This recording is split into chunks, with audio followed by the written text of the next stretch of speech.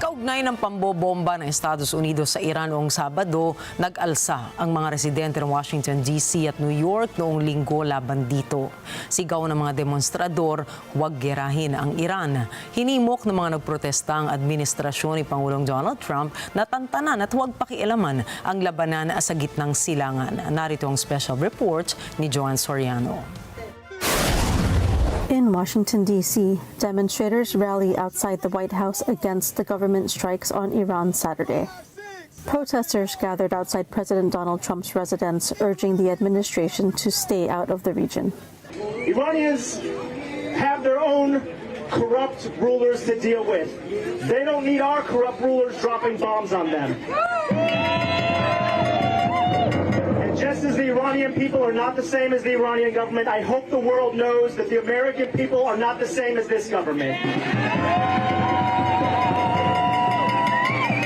The operation pushes the Middle East to the brink of a major new conflagration in a region already aflame for more than 20 months.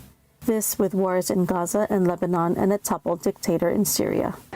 We are outraged with the Trump attacks on Iran. It's unprovoked. Iran poses no threat to us. It's unconstitutional. He never went to Congress. It's against international law. And it's unnecessary because they were in negotiations. The negotiations would have worked. Of course, they did work when Obama signed the agreement and Trump pulled us out of it. But there is no reason to have this war. And plus, we're just terrified that this could become World War III. This could become a nuclear war. Meanwhile, here in New York, hundreds of protesters chant, "No war on Iran."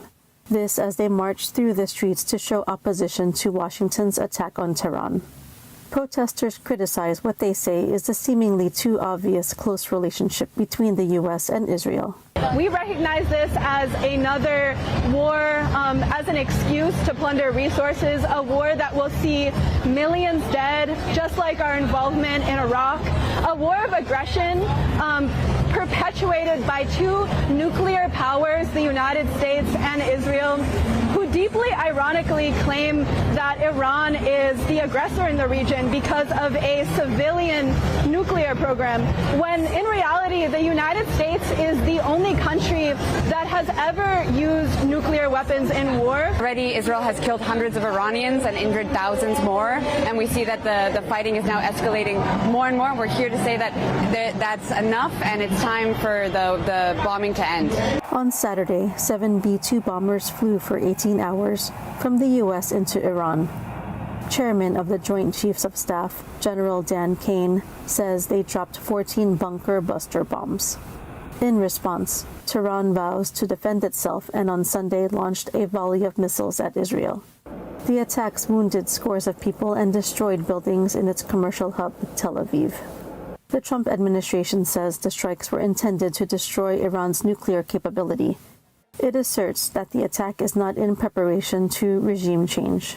The damage is visible from space after 30,000-pound U.S. bunker buster bombs crashed into the mountain above Iran's Fordo nuclear site. Meanwhile, experts and officials closely watch how far the strikes might have set back Iran's nuclear ambitions. Joanne Soriano, New York, from Daan-daan Agila International. Trusted, connected, on point.